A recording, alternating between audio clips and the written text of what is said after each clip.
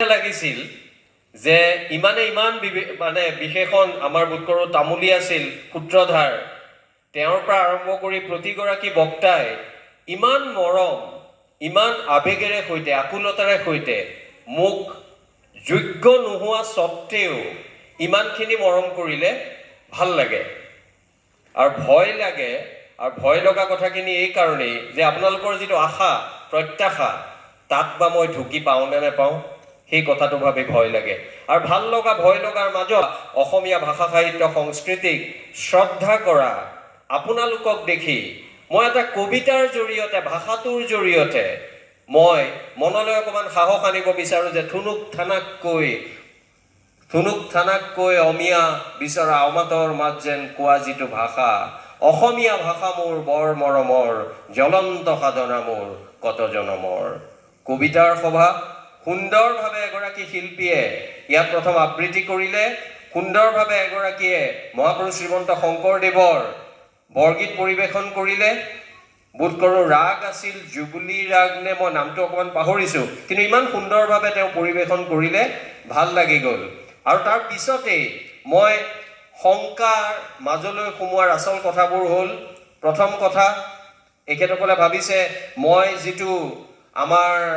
বৃত্ত বুলি কয় আনুষ্ঠানিকতাৰ বৃত্তটোৰ মাজলৈ মই যোৱাই নাই মই যাম তাৰ আগতে মুকলিকৈ নলবাৰীয়া মানুহৰ আগত মই এটা স্বীকাৰোক্তি দি ল'ব বিচাৰিছোঁ দিগন্ত তামুলী বোধ কৰোঁ আমাৰ বৰ্মন ডাঙৰীয়াই ক'লে আৰু দুই এজনে ক'লে আমাৰ কলিতা ডাঙৰীয়াইও ক'লে মোক এটা অভিধা দিলে ডক্টৰ ময়ূৰ বৰা মই ডক্টৰটো সদ্যহতে নলবাৰী মৰমখিনি ল'ম গামোচা ল'ম কিতাপো ল'ম ডক্টৰটো ইয়াতে অকণমান সময় মই এৰিছোঁ অকণমান সময় নহয় ভালকৈ এৰিছোঁ পিছলৈ যেতিয়া বৰভাগ বিশ্ববিদ্যালয় যদি কেতিয়াবা মানে মহাবিদ্যালয় বিশ্ববিদ্যালয় হয় আৰু ময়ূৰ বৰাৰ যদি চুলিবোৰ আৰু বেছি পকা হৈ মানুহে যদি কয় বোলে অলপমান কাম চাম কৰিছে তেতিয়াহ'লে সন্মানীয় দিল্লীত বা এনেকুৱা যদি কিবা ভাবে তেতিয়া তেওঁলোকে ভাবিব পাৰে সুশান্ত কাশ্যপক মই সুবিধাটো পাই